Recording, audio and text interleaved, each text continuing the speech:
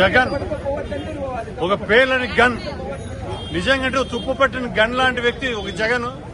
అలాంటి జగన్ మతి భ్రమించి నిన్న ఏదైతే అమరావతి బిల్లు పాస్ అయిపోతోంది, తన కలల రాజధాని ఏదైతే వైజాగ్ అనుకున్నాడో, ఎందుకంటే వైజాగ్ లో మెంటల్ హాస్పిటల్ ఉంది కదా, ఆడ కట్టుకుంటే బాగుంటుంది, నాకు మంచి ట్రీట్మెంట్ దొరుకుతుంది అనుకున్నాడు.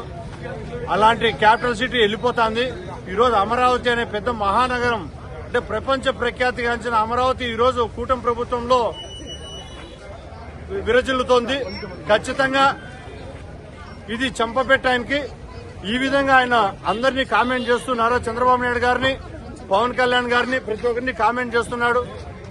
మేము ఒకటే బుద్ధి చెప్తాం ఆయనకి, నోరు అదుపులో పెట్టుకోండి, తిక్కగా మాట్లాడండి. ఎందుకంటే ఒక తింగరోడు మాట్లాడినట్లు అదేదో గన్ అని, మావి గన్ అంట, ఏమన్నా పేరు అది.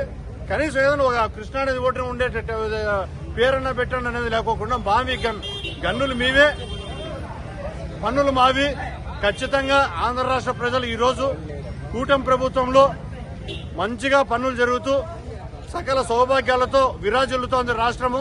ఎందుకంటే గత 5 ఏళ్లలో రాష్ట్రాన్ని 3 ముక్కలు చేయాలని, 3 ముక్కలాటగా 3 రాజధానులు చేస్తానని చెప్పి నమ్మించి మోసం చేసినాడు. అమరావతికి నేను కంపల్సరీగా నేను మద్దతు తెలుపుతా అని ఎప్పుడైతే ఫస్ట్ లో చెప్పినాడో ఆ మాటకి నిలబడుకోకుండా ఈరోజు మడం తిప్పను మాటను తిప్పను అనే జగన్ ఈరోజు తను చెప్పిన మాటను వెనక్కి తీసుకుని అమరావతికి మద్దతు తీసుకోకుండా నేను పట్టిన కుందేలకు 3 కాళ్ళని గట్టి కూర్చున్నాడు. కానీ ఈరోజు అమరావతి మనం సాధించుకున్నాం. రాజ్యసభలో కూడా బిల్లు పాస్ అయింది. మనందరికీ మన కలల రాజధాని ఈరోజు సాకారమైంది. ఖచ్చితంగా కూటమిలోని ప్రతి ఒక్కరికి ఈ విధంగా ఆంధ్ర రాష్ట్ర ప్రజలంతా శుభాకాంక్షలు తెలుపుకుంటున్నారు, అభినందనలు తెలుపుకుంటున్నారు. రాష్ట్ర ముఖ్యమంత్రి వర్యులు నారా చంద్రబాబు నాయుడు గారికి, అలాగే రాష్ట్ర ఉప ముఖ్యమంత్రి కొణిదెల పవన్ కళ్యాణ్ గారికి, మన దేశ ప్రధాని నరేంద్ర మోడీ గారికి ప్రత్యేకంగా కృతజ్ఞతలు తెలుపుకుంటూ మాకు అమరావతిని రాజధానిగా చేసినందుకు పుట్టపర్తి నియోజకవర్గం తరఫున చేతులెక్కి దండం చేసుకుంటూ ధన్యవాదాలు తెలుపుకుంటున్నాం భారతదేశ ప్రభుత్వానికి, కూటమి ప్రభుత్వానికి. జై అమరావతి, కూటమి ఐక్యత.